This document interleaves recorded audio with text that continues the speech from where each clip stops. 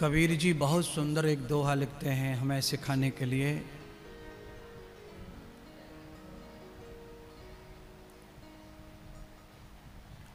चेतना का दोहा है।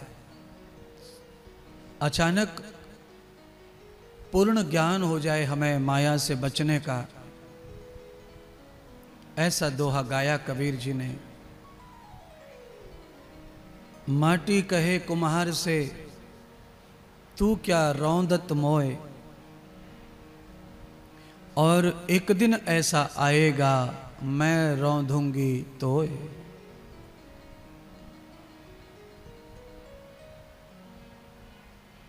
समझने वालों के लिए तो इतना ही काफी है।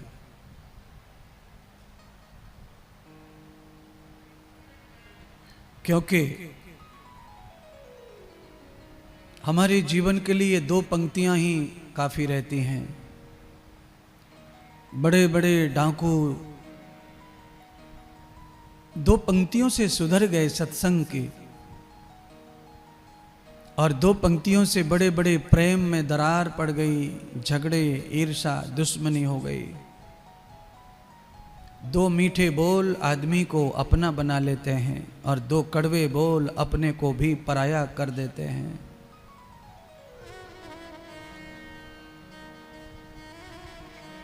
इसीलिए कुम्हार की और मिट्टी की ये तालमेल कबीर जी ने बड़ा सुंदर।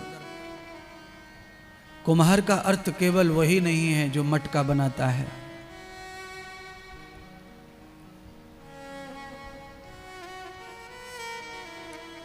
कुम्हार का अर्थ वो सब है, वो सबके लिए है, सभी मानव के लिए है। क्योंकि सभी मनुष्य, कोई मटका बनाता है, कोई घर बनाता है, कोई रोड बनाता है, कोई रेडियो, टीवी, मोबाइल बनाता है, कोई कपड़ा सिलता है, कोई खाना बनाता है, कोई पानी, ये सब कलाकार हैं।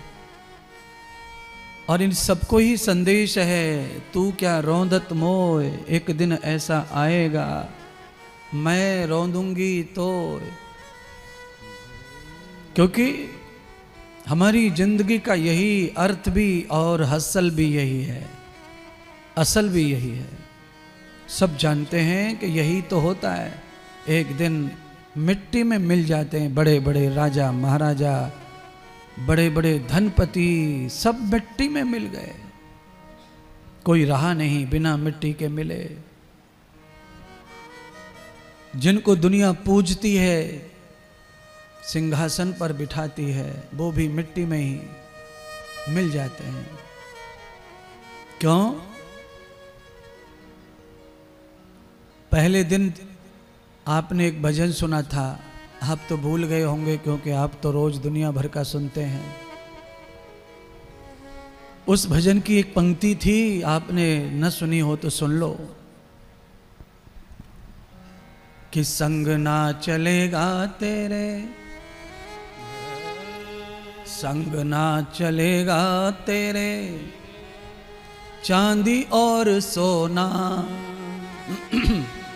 मिट्टी में मिलेगा ये है मिट्टी का खिलौना। छोड़ के हवेली होगा,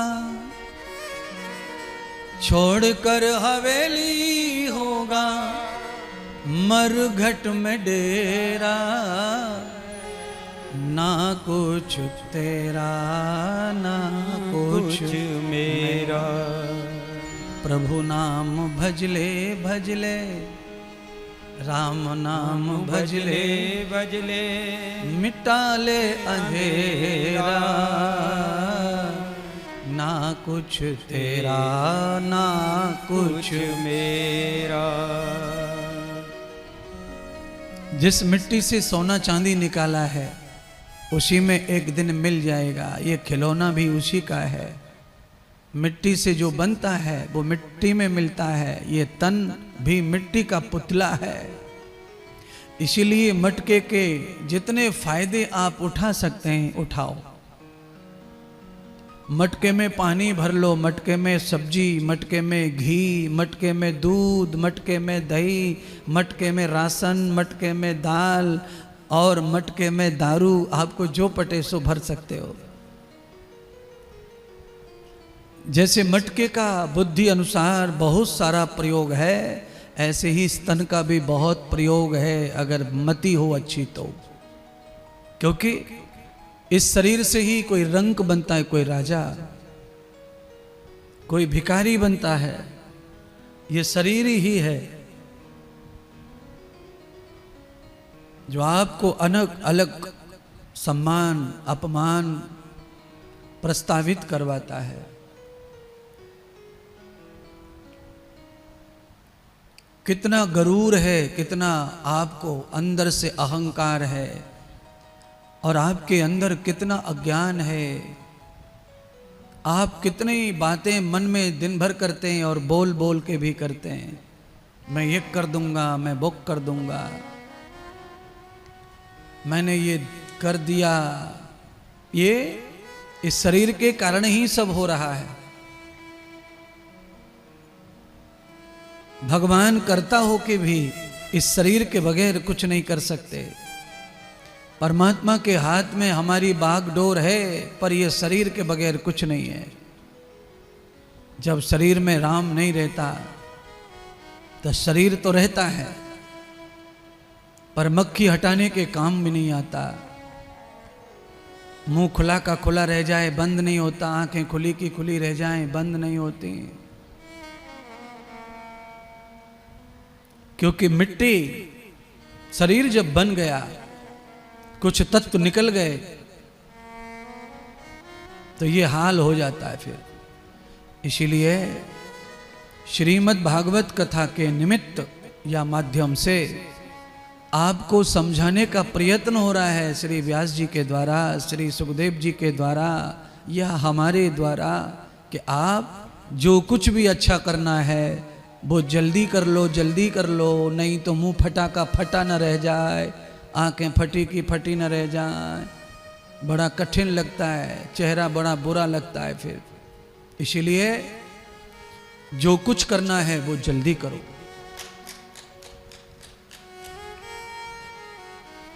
जितना हो सके उतना जल्दी, देर ना करो अच्छा करने में। क्योंकि अच्छा करने के लिए आदमी हमेशा देर करता है, और माया के लिए हमेशा शीघ्र शीघ्र अति शीघ्र।